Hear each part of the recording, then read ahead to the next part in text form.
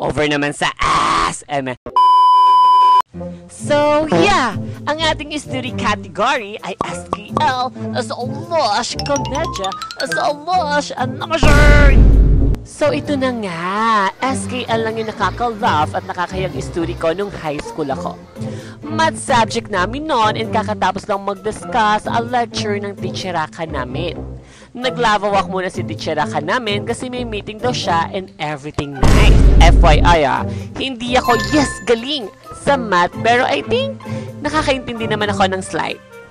Marami hindi nakakaintindi sa lesson that time so ako as president kaya ayoko na sa section na to kasi ang babastos. Over.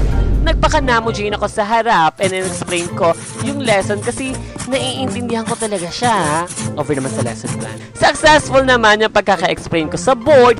Yes, galing, tain na. Yabang bo? Proud na proud pa ako sa sarili ko. Akala mo talaga makakasama siya sa Guinness Book of Records Kasi akala ko, jobo talaga ako sa math. So yeah, dumating na nga yung teacheraka namin at pinag-quiz kami 1 to 20 lang naman. At ito na nga, ang twister. The J-Mod Kalkal. And guess what?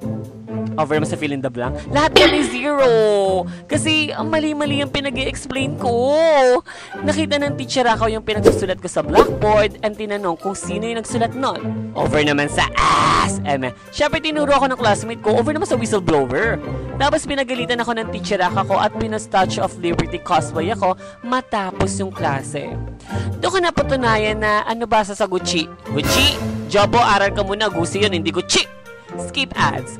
Mahina pala talaga ako sa math. Hanggang ngayon, so yeah. That's all. Tama na kayo, my God, yung kilikili ko.